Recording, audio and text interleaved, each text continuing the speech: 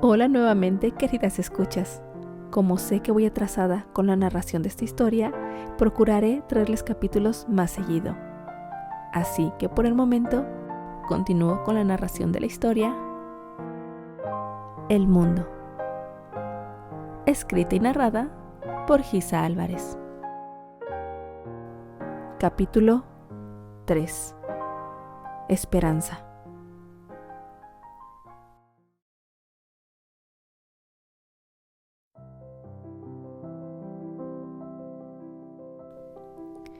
Leywood, 1918.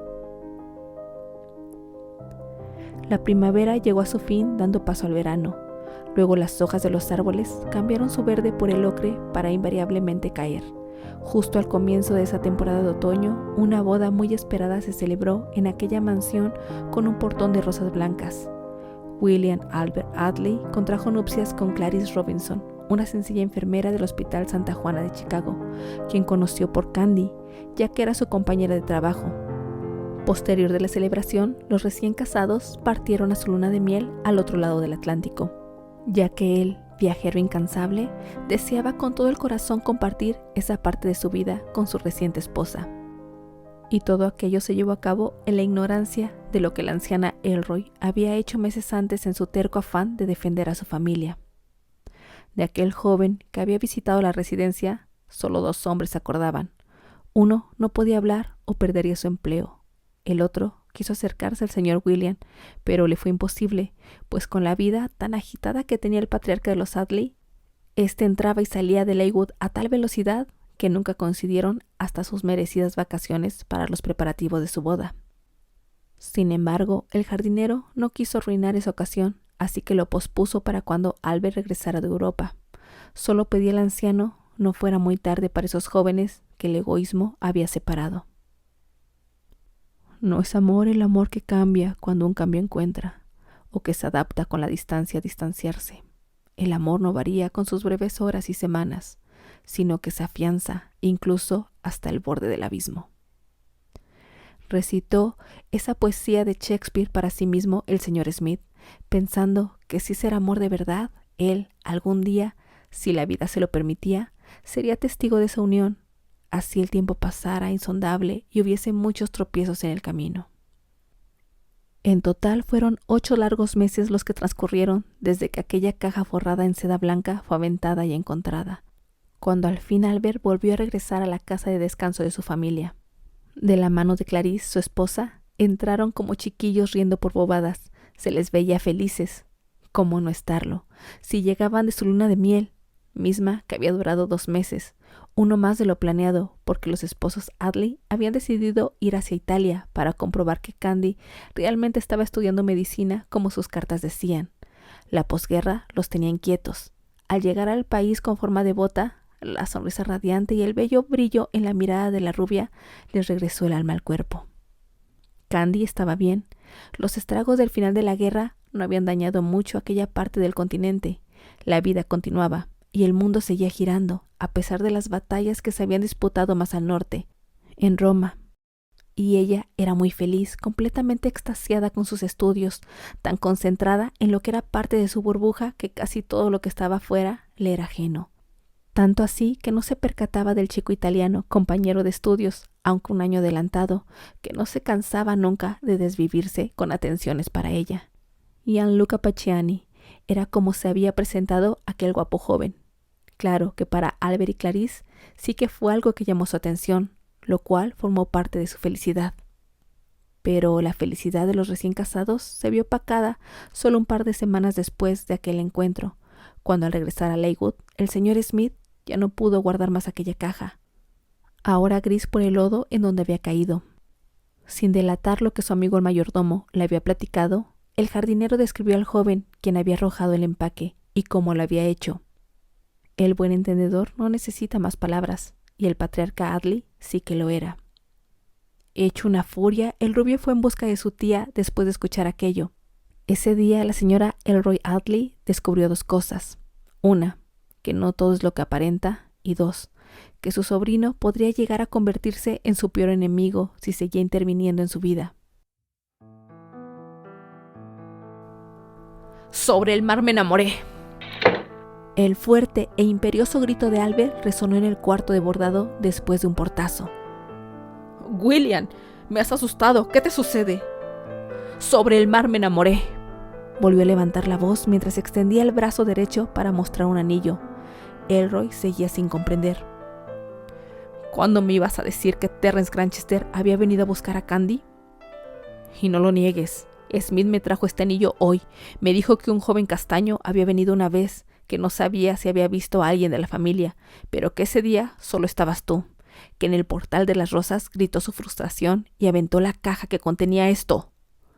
Se lo mostró, casi restregándoselo en el rostro.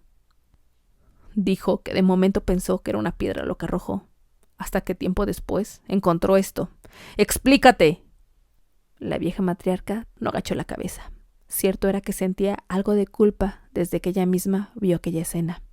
Sin embargo, su familia estaba por encima de todo. Sí, vino a buscar esa niña necia. Le dije que no estaba. Albert cerró los ojos y puños con fuerza para controlar su enojo. Tía, te quiero y te respeto mucho, pero no intentes insultar mi inteligencia. La recia matriarca apretó los labios, luego asintió molesta y resignada. Esa mujercita rompió el noviazgo que existía entre ustedes dos, justo 2 días antes de que las invitaciones fueran enviadas para anunciar un compromiso que ella había aceptado. Elroy se puso de pie subiendo el tono de su voz. Nadie, ¿escuchaste? Nadie se burla de un Addley, y mucho menos del patriarca de nuestro clan. Eso es imperdonable. Y esa insolencia la hizo 2 veces. Primero con Neil, rompiendo el compromiso el mismo día que sería anunciado. Y luego contigo. El rubio dio un paso hacia atrás, frunciendo el entrecejo. Lo que su tía decía lo descolocó, pero también lo hirió. A veces se preguntaba cómo es que esa mujer lo había criado. Así que simplemente hice lo que creí que era lo más conveniente. Continuó la mujer, creyendo la batalla ganada con esa escueta explicación. Si ella no se comprometía con un Addley, mucho menos lo iba a hacer con un aristócrata venido a menos. Albert miró a su tía negando con la cabeza. Tía, antes de hacer cosas tan infantiles como vengarte, deberías de estar al tanto de todo lo que pasó y no crear falsas deducciones. Candy no rompió nada. No trates de defenderla, William. Fui yo. Ya no dejaría que su tía se inmiscuyera. La quería, sí, pero ya no más consideraciones. Se suponía que teníamos 8 meses como novios. Salíamos, paseábamos. Todo lo que una pareja debía de hacer. Se supone. La realidad es que solo nos comportábamos como 2 hermanos corriendo por la ciudad. Incluso solo nos besamos una vez. Yo creí que era lo propio hasta que fuese mi prometida. Creí que eso era. Pero el día que nos besamos solo fue porque yo tenía dudas. Y ella también. ¿Dudas? ¿De qué hablas, William?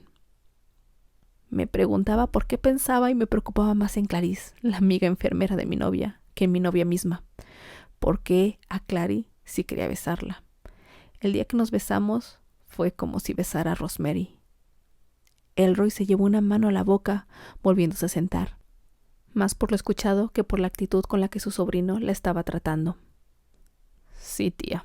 Ese día descubrimos que nos sentíamos tan bien juntos porque somos hermanos del alma. El amor que sentíamos era fraternal, y lo sigue siendo. Cuando le planteé eso a Candy, ella me dijo que esperaba sentir algo parecido al beso que alguna vez le dio Terry, pero en cambio se sintió extraña. Ese día los dos decidimos terminar esa farsa. Incluso la situación nos quedó tan clara que yo de inmediato le platiqué a Clarice. Candy, entre risas, me dijo: disfruté la fantasía. Un mes después, cuando Candy partió a Europa a buscar su camino, fue que yo comencé a salir con Clary. Esos días ella fue al hogar de Pony y luego viajó. Habló Elroy para sí misma. Sí, tía. No me dijiste nada en casi 2 años. Nos hiciste creer que ella había terminado todo. No tenía por qué decírtelo. A nadie más que a nosotros nos interesaba esa situación. Ni tú ni nadie tenía que meterse en eso. Fue la respuesta del rubio. De hecho, ni tú ni nadie debe de entrometerse ya nunca más en asuntos que no les corresponden. Ahora dime, ¿qué le dijiste a Terry exactamente? Con la vergüenza dibujada en su rostro, más por el regaño que por la acción, la anciana habló, pero sin agachar nunca la mirada ni quitar su arrogancia. Le dije que Candy se había casado y había viajado a Europa con su esposo. Pero, ¿cómo pudiste hacer eso, tía? La voz del rubio surgió como un susurro lleno de indignación. No me disculpo, William. Yo me encargué de educar a los herederos Atley y no permitiré que nadie se burle de ellos. Como sea, esa niña necesita aprender unas cuantas cosas. Tía, estás haciendo que te deteste. Si no tienes más que decir, seguiré con mi labor. Fueron sus últimas palabras. Sí, tengo más que decir. Albert, con la resolución pintada en su mirar, con voz pausada, clara y amenazante, dijo: No te vuelvas a entrometer en asuntos que no te corresponden. Es más, no solo tú. Nadie relacionado al apellido Atley debe de hacerlo. Sí, lo digo por los cotillas de los Ligan. O me veré en la necesidad de tomar medidas extremas. Aquí nadie debe de discutir mi palabra. Yo soy el patriarca y mi palabra es ley en este clan. ¿Entendido, tía? Sin esperar respuesta, el joven rubio se giró y salió del cuarto volviendo a azotar la puerta tras de sí.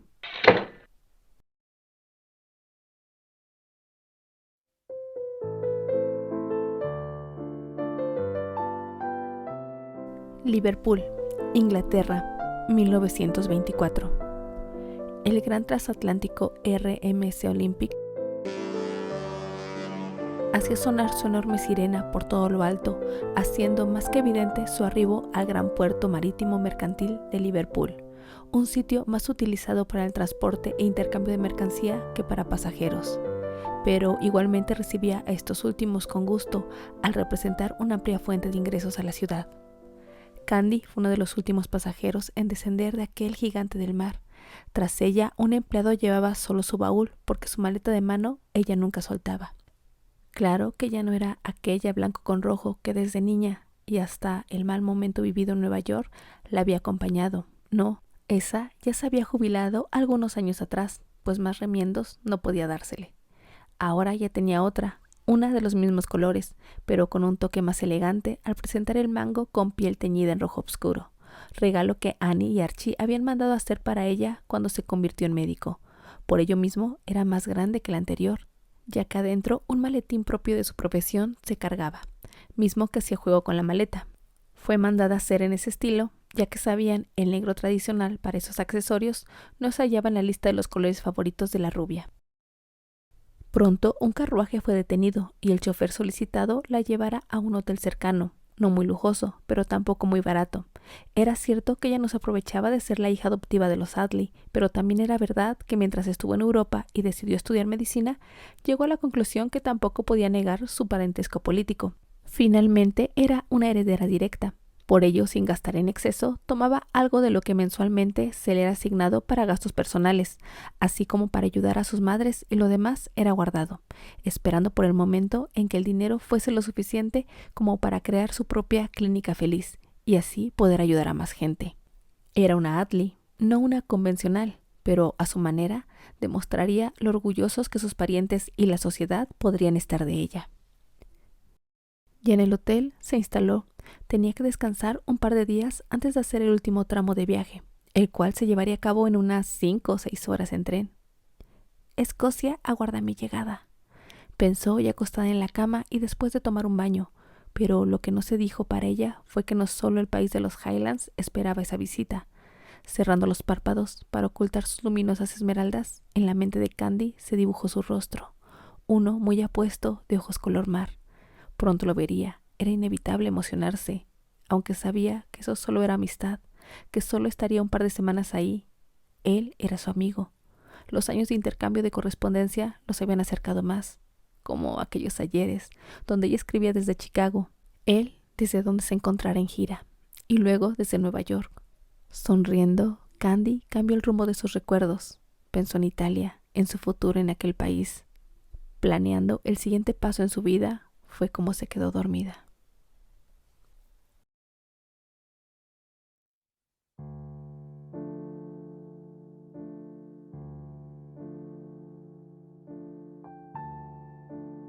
Las 6 de la tarde y el sol ya se había ocultado. Alrededor de ese gran patio frontal, solo las farolas eléctricas de reciente instalación era lo que permitía ver el entorno un tanto blanquecino, pues una de las escasas y últimas nevadas de la temporada, que había caído unas horas antes, había dejado evidencia de su paso en forma de nieve por aquel lugar. Terrence, recargado de un muro de su villa escocesa, fumaba tranquilo. Ese mal hábito que iba y regresaba constantemente en su vida se manifestaba nuevamente, a pesar de tener al menos 4 años sin un cigarrillo entre los labios, desde el nacimiento de su hijo. Pero la ansiedad que sentía desde la llegada de aquel segundo telegrama lo llevó a pedirle a uno de sus trabajadores le obsequiara aquel cigarro. Las volutas de humo subían y subían hasta desaparecer. Terry las miró con detenimiento. Fumar no es bueno para alguien que trabaja tanto con su voz como actor. Esas fueron las palabras que alguna vez le dijo Josie. Cuando quieras fumar, mejor sopla la armónica. Esas fueron las de Candy. Sonrió ante las remembranzas, pensando en aquellas 2 mujeres que había amado y amaba aún. ¿De qué manera? Eso era algo que constantemente se preguntaba. Pero mi armónica está en un lugar oculto en la casa de Eleanor en Nueva York, dijo en voz alta, conteniendo una triste risilla. Ese instrumento metálico se lo había dado en resguardo a su madre el día que decidió casarse con Josephine. Si él la conservaba, la tocaría cada vez que la oportunidad se presentara. Por respeto a su futura esposa no lo haría, pero tampoco quería perder ese recuerdo de sus buenos momentos de juventud, de los días en que Candy era su futuro. Por eso se la dio a ella, a su madre, a que la ocultara para alejar toda tentación. Exhaló la última bocanada de humo, luego tiró el cigarrillo para pisarlo. Se quedaría un rato más ahí para despejar el desagradable olor impregnado en su ropa. Aunque se quitara el abrigo, una vez dentro no quería que su pequeña Camille oliera así, y menos Lian. Eso sería un pésimo ejemplo que Josephine le reprocharía sin duda. Entonces recordó.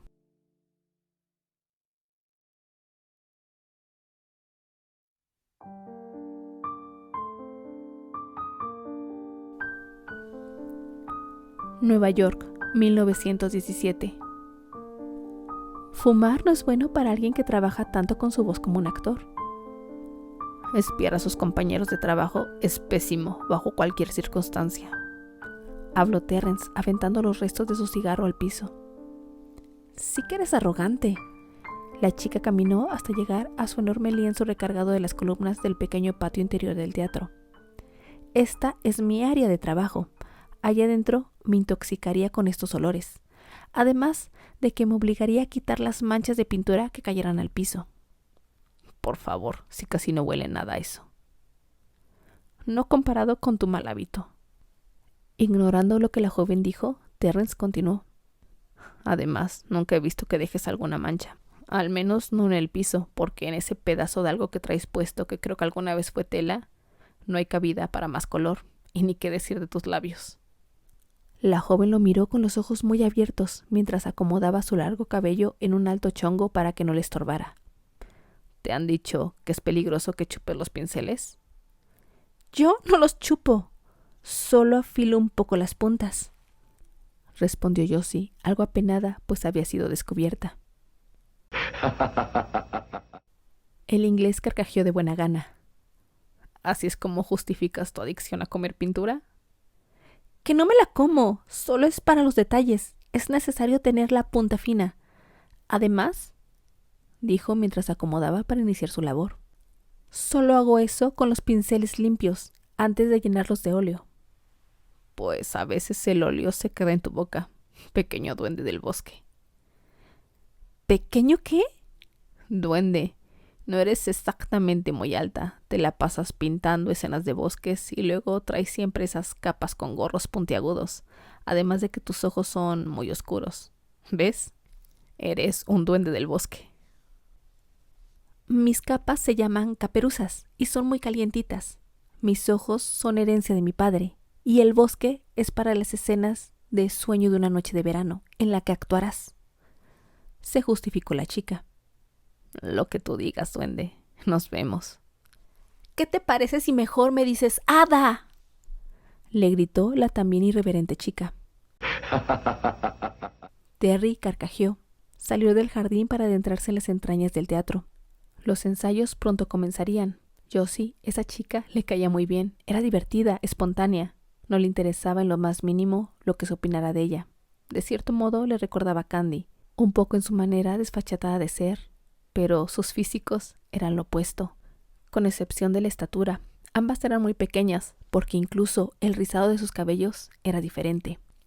Candice poseía unos rizos gruesos que provocaban que siempre se le vieran esponjados, mientras su compañera de trabajo tenía el rizo más corto, y algunos en forma de cairel, que ella odiaba, pues apenas descubría uno lo deshacía de inmediato. Sin contar lo rubia que era una y lo morena que era la otra. Ambas eran diferentes, pero ambas eran bellas, por dentro y por fuera.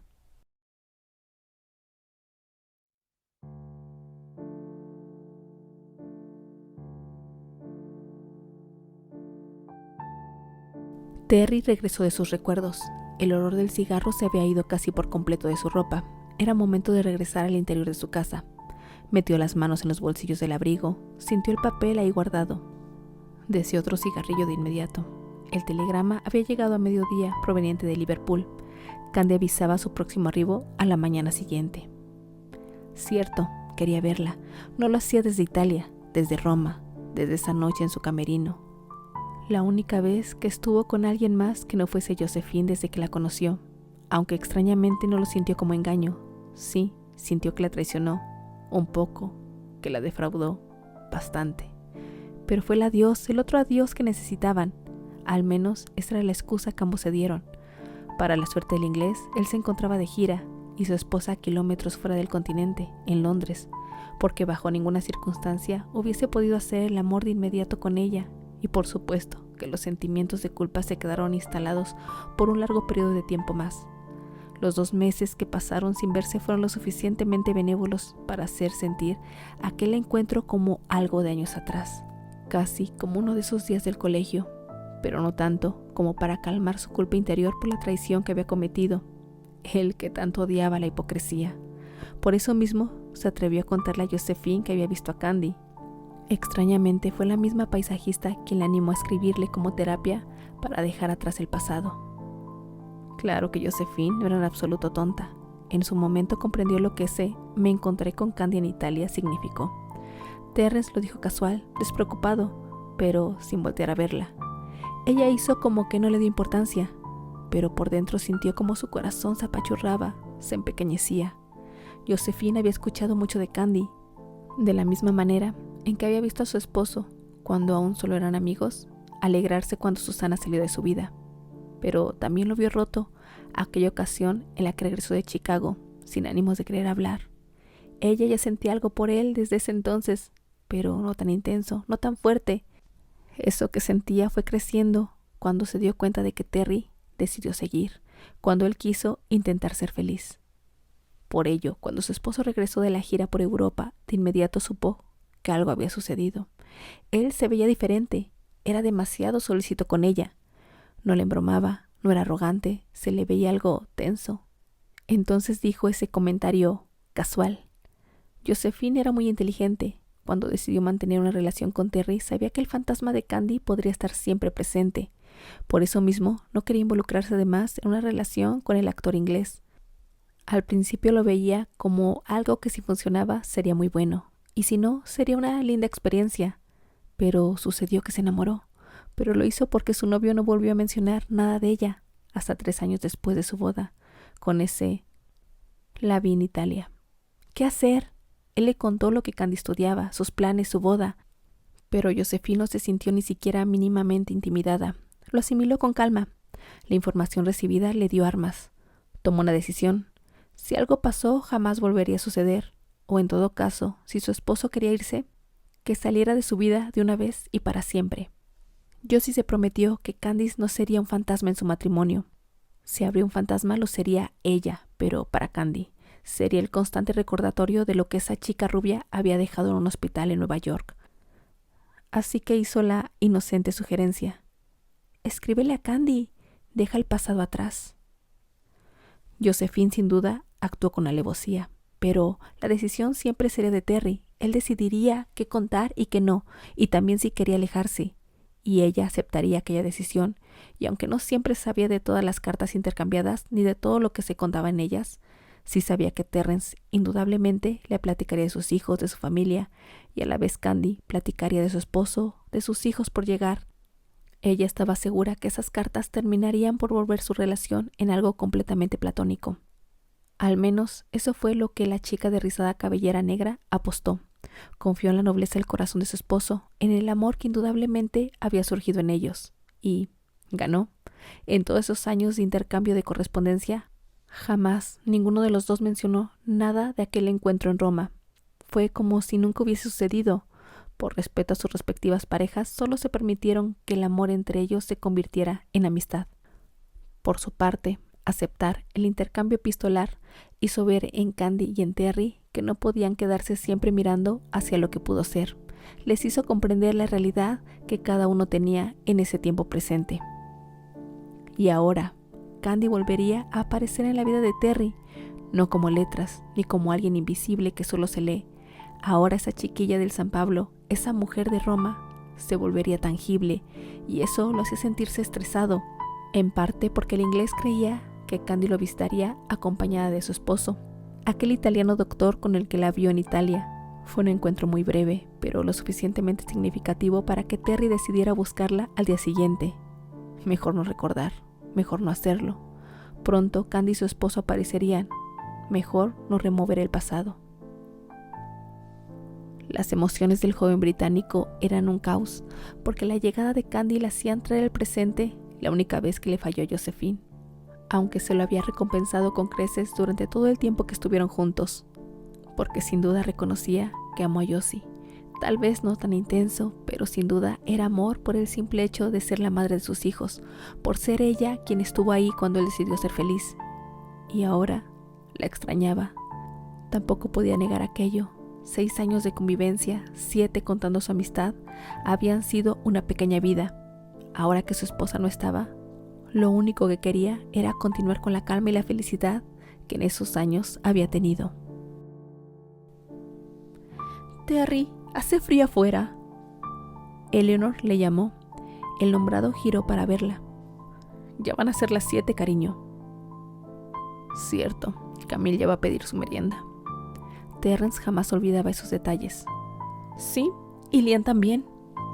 Ahí estaba la razón por la que en esta ocasión nada podía nublar su felicidad, por lo que el caos de sus emociones se tranquilizaba, por lo que la pérdida de Josephine se hacía mucho más llevadera. Entró a la casa con sus hijos. Junto a ellos, lo demás siempre pesaba menos. Continuará. Gracias por perderse entre mis letras.